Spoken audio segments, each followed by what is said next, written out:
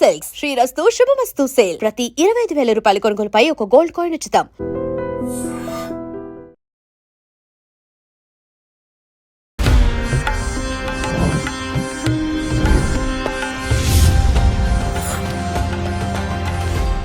నమస్తే, welcome to I dream. నేను ఉదయశ్రీ. త్రివర్ణ గురుపీఠం హీలింగ్ కర్మ గైడింగ్ సోల్ వ్యవస్థాపకురాలు డాక్టర్ హరిత గోగినేని గారితో మనం ఉన్నాం, మాట్లాడదాం. నమస్తే మేడం. నమస్తే అమ్మా.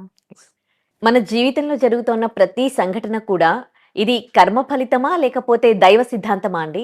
ఇప్పుడు నేను ఒక యాంకర్గా మీ ముందు కూర్చున్నాను, మీరు కర్మ సిద్ధాంతం తెలుసుకొని మీరు ఒక హోస్ట్గా నాకు చెప్తూ ఉన్నారు.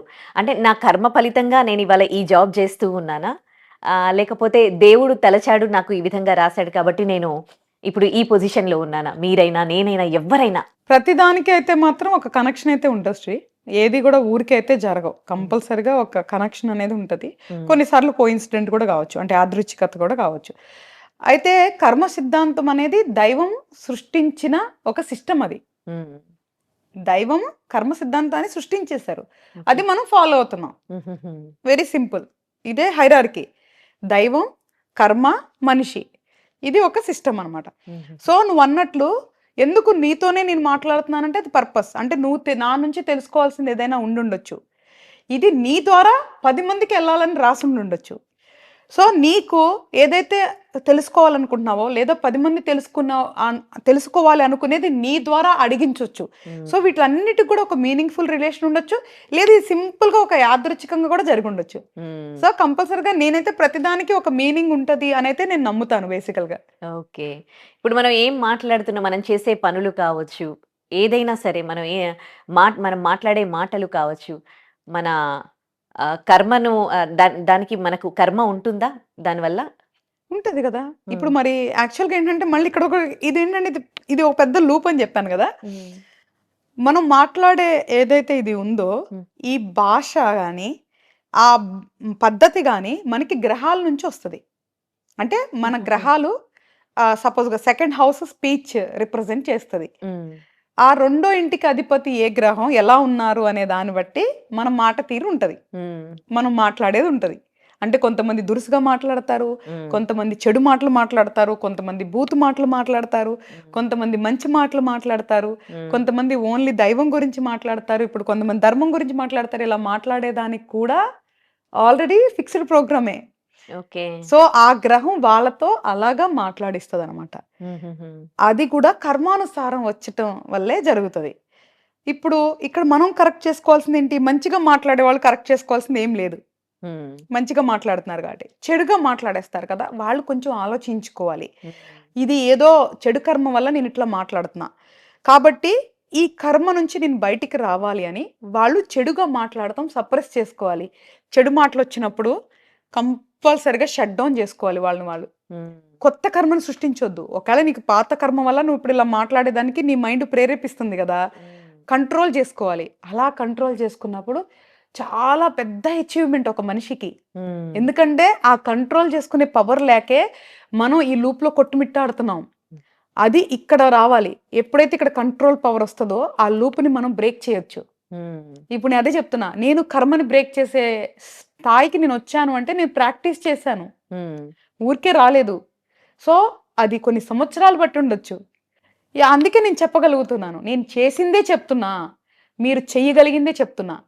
కాబట్టి చెడుగా మాటలు కానీ జరుగుతుంటాయి కదా, అప్పుడు దాని వల్ల ఏమవుతుంది? ఎందుకు అది చెడు కర్మ అవుతుంది? భాష వల్ల అవ్వట్లేదు.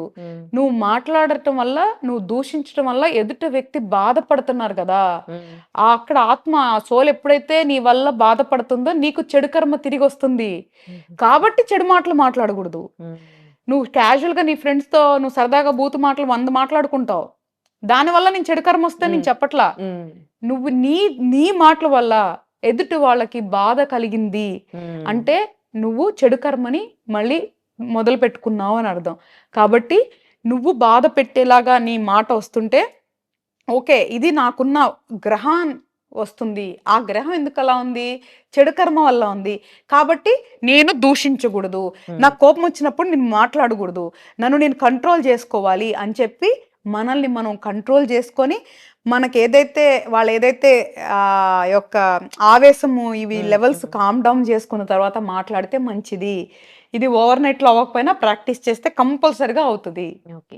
మనం చేసే పుణ్యం పనులు కావచ్చు, ధర్మం వల్ల కావచ్చు, మన కర్మని మార్చుకోవచ్చా మనం? ఇప్పుడు నేను చెప్పే కర్మ మార్చుకునే పద్ధతులే చెప్తున్నా. అసలు నువ్వు పుణ్యం చేయకుండా కూడా కర్మ మార్చుకోవచ్చు. నీ మైండ్ నీ కంట్రోల్లో ఉంటే నువ్వు పుణ్యం చేయకపోయినా కర్మ మార్చుకోవచ్చు. నువ్వు చేసే పుణ్యం పాత కర్మని ఇంతే తగ్గిస్తుంది, కొత్త గుడ్ కర్మని ఇస్తుంది నీకు. ఇదంతా నీకు నీ రిపాజిటరీ అంటే నీ అకౌంట్ లో సేవ్ అవుతా ఉంటది నువ్వు చేసే ఇప్పుడు పుణ్యం. అది నీకు ఫ్యూచర్ లో ఉపయోగపడింది. ఫ్యూచర్ లో ఉపయోగపడుతుంది అంటే మళ్ళీ ఇంకో వచ్చే జన్మలో అంటారు కదా. ఆబ్వియస్లీ ఇప్పుడు ఫ్యూచర్ అవ్వచ్చు లేదా నెక్స్ట్ జన్మ అవ్వచ్చు. బట్ ఈ కర్మని ఛేదించాలి అంటే ఓన్లీ నువ్వు నీ మైండ్ కంట్రోల్ తోనే నువ్వు ఛేదించగలవు ఇప్పుడున్న కర్మని. కాబట్టి నువ్వు వెళ్ళే గుళ్ళకై ఉండొచ్చు, నువ్వు చేసే ధ్యానాలకై ఉండొచ్చు, నువ్వు చేసే మంచి గుడ్ డీడ్స్ కై ఉండొచ్చు. ఇవంతా కూడా ఒక పక్కన స్టోర్ అయ్యి ఎక్కడో నీకు ప్రొటెక్టివ్ టూల్స్ లాగా ఉపయోగపడతా ఉంటాయి. ఇన్స్టెంట్ గా రావు అవి నీకు. సో అవంతా నువ్వు అకౌంట్ లో జమేసుకుంటున్నావు అని అర్థం. అవసరమైనప్పుడు ఉపయోగపడతాయి అని అర్థం. అసలు ఉపయోగపడవని కాదు, ఉపయోగపడతాయి, అవసరానికి ఉపయోగపడతాయి. బట్ ఈ కర్మను ఛేదించాలి అంటే మాత్రం మన మైండ్ కంట్రోల్ చేసుకోవాలి మనం.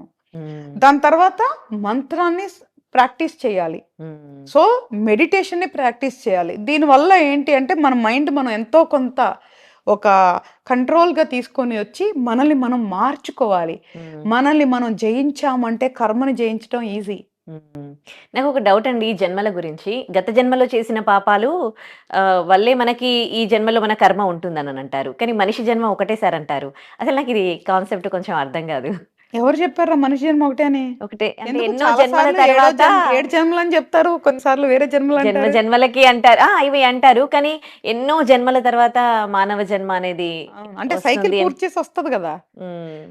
సోల్ రియలైజేషన్ వచ్చే వరకు మానవ జన్మ వచ్చేదానికి ఉంటది. బట్ దానికి కొన్ని జన్మలు మనకు అవకాశాలుగా ఉంటాయి. సో ఆ అవకాశాల్లో ఈ సోల్ రియలైజేషన్ అనేది జరిగి ఆత్మ పరమాత్మలో విలీనం అయ్యే వరకు ఈ ప్రాసెస్ జరిగిద్ది అనమాట. సో నువ్వు ఎంత తొందరగా నేర్చుకుంటే నీకు అన్ని తక్కువ జన్మలు ఉంటాయి, ఎంత ఎక్కువ నేర్చుకుంటే అంత ఎక్కువ జన్మలు ఉంటాయి. బట్ ఎందుకు మనం ఎంత అనుభవించాలి? తొందరగా నేర్చేసుకుంటే అయిపోతుంది కదా. సో తొందరగా కంప్లీట్ చేసుకుంటే అయిపోతుంది కదా. అట్లీస్ట్ మనం మన ఆత్మ పరమాత్మలో కలవకపోయినా నెక్స్ట్ జన్మ బెటర్గా ఉంటుంది కదా. నువ్వేదైతే ఇప్పుడు కోల్పోయాను పొందలేకపోతున్నాను అంటున్నావో ఇప్పుడు అంత మంచిగా ఉండి నెక్స్ట్ పొందు. తప్పేముంది? నీకేం నస్తే అది చెయ్యి, కానీ ఒకళ్ళని బాధ పెట్టకుండా, ఒకళ్ళని మోసం చేయకుండా. ఓకే, చాలా మంచి విషయాలు తెలియజేశారు. థ్యాంక్ యూ అండి.